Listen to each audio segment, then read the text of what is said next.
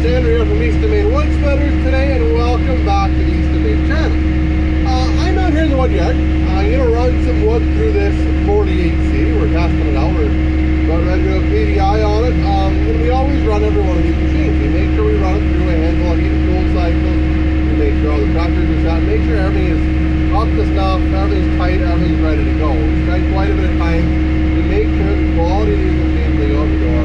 We try our best to make sure that it is, when it gets to you, that it's ready to run, ready to go. So right now, what I'm going to show you is a really cool feature that we have here at Eastonmade. I think we are the only processor manufacturer building one of these trick saws that has this feature. And this saves you a pile of time, especially if you're into small wood. This is a pretty incredible thing. So if you look at this right now, you can see how far that saw is over top of that small log. So you don't want to have to cycle that saw all the way up, all the way back down. That's time consuming. That doesn't make a lot of sense. So what we actually have on an Eastonmade processor is we have a function that's called saw gauge. So if we bring that log in to here, lower that down,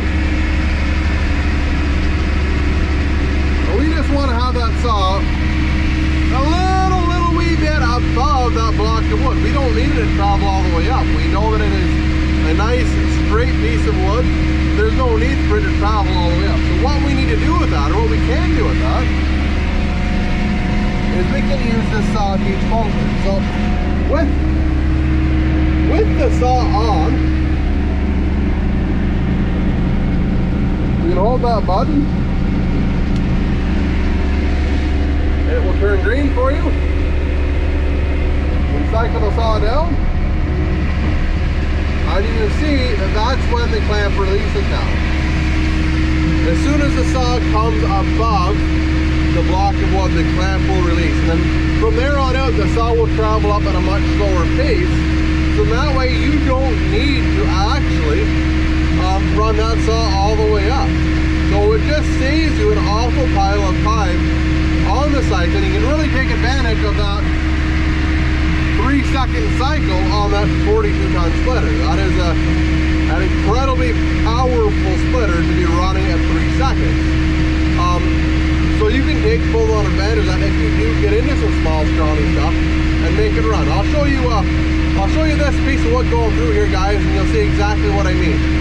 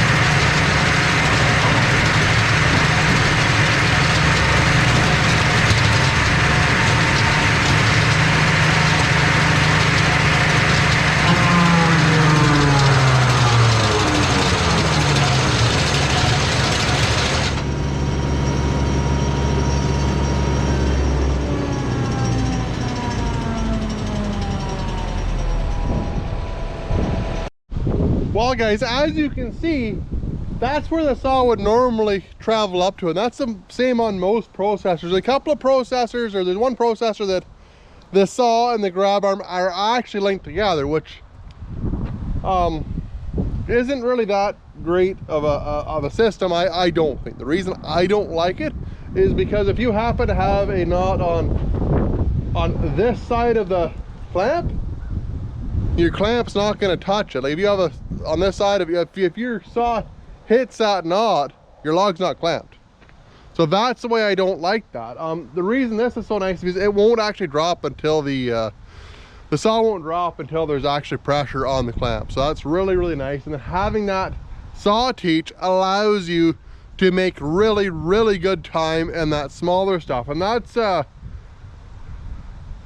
really important, guys. You really have to make the bag going stuff, the small stuff. That's where you really need to make time. And especially if you're running one of these processors, if you run this thing 10 or 15% faster than the competitor, you're gonna have 10 or 15% more in your pocket. And that's just the bottom line of it, guys. So anyways, give her a big thumbs up, hit the subscribe button on the bottom, let me know what you think of the saw teach function on an Eastonmade processor here, and I really hope to see you guys in the next one. Thanks a lot.